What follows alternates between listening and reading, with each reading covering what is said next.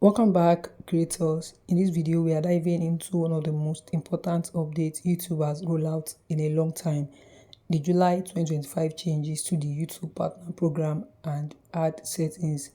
Whether you are a seasoned content creator or just starting out, this update will affect the way you earn money and manage your content. So buckle up, I will break this down step by step and make sure you live with clarity and confidence.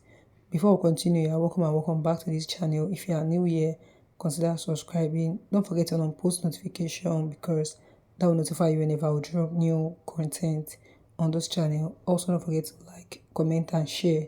So let's begin with what actually changed. On July 15, 2025, YouTube officially made two major adjustments that directly affect monetization. The first is the removal of a sensitive ad category called bare skin, that is image only. The second is an update to YouTube's monetization policies to crack down harder on repetitive or low quality content. Now, if you've been producing image-based content with voiceovers, you might be wondering, am I in trouble? That's a fair question. We'll address that in depth shortly. But first, let's fully understand these updates. So to start, what exactly is the BSK, that is image only ad category? This was a setting creators could use in YouTube Studio to restrict the type of ads that show on their videos.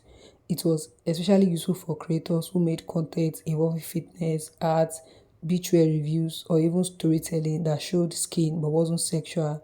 Now, YouTube has announced that this category will be completely removed. Creators using this setting will lose access to it by August 15, 2025. This means your current ad featuring based on this category will stop working and you will need to use alternatives like reference to sex instead. So why is YouTube removing this category? The platform hasn't released all the technical reasons, but it's likely tied to advertisers demanding simpler, more accurate targeting. YouTube constantly works to strike a balance between advertisers and creators. Removing niche ad controls may allow for broader standardization, but it also makes creators need to pay closer attention to what kind of content might trigger ad limitations. If your videos rely on visuals that fall into this now defunct category, it's crucial you explore other ad sensitivity settings in your studio dashboard. The second update is even bigger. YouTube is updating its monetization policy to better identify and act against what it calls mass-produced or inauthentic content. What does this mean in everyday terms? Essentially, YouTube is tightening its rules to ensure that only original high-quality content is monetized. If your content feels repetitive, lazy, or auto-generated, you are at risk of losing your ads.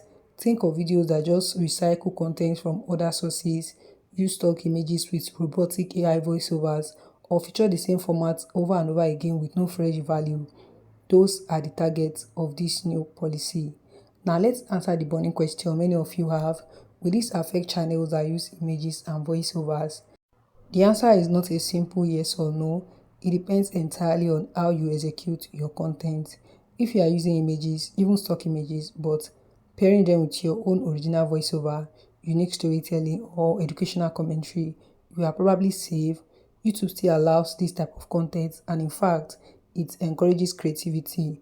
But if your content is slow effort, like a slideshow with little thought, no personal insights, or repeated script, that's where the red flags come up. Let's say you run a storytelling channel where you use stock images to visualize what you're saying. You write your own script, narrate it in your own voice, and add personal flair. That kind of channel is considered original and offers value to viewers. It's unlikely to be affected by this update. On the flip side, if you are downloading scripts, slapping them on a few generic pictures, and using an AI voice to read them, that's the type of content YouTube is flagging. These new policies are meant to protect the ecosystem of free creators, not punish them. So, how can you make sure your channel is in the clear? First, check your past videos. Ask yourself, did I actually create this content from scratch? Did I put in the effort to tell a story, share knowledge, or entertain? If the answer is yes, you are probably fine. Next, go into your YouTube studio and take a look at your monetization status. If you've recently received warnings or limited ads, it might be due to policy triggers from repetitive or flagged content. This is your opportunity to make improvements before the rules are enforced more aggressively. Now let's talk about originality. YouTube defines it as content that shows clear effort, thought, or personality. You don't need fancy cameras or professional studios. You just need to be yourself and create with purpose. If you are showing a series of images, explain them in a way that only you can. Bring your culture, your voice, your unique point of view. The more personal and engaging your content is, the better chance it has to succeed and continue to be monetized under YouTube's 2025 policy.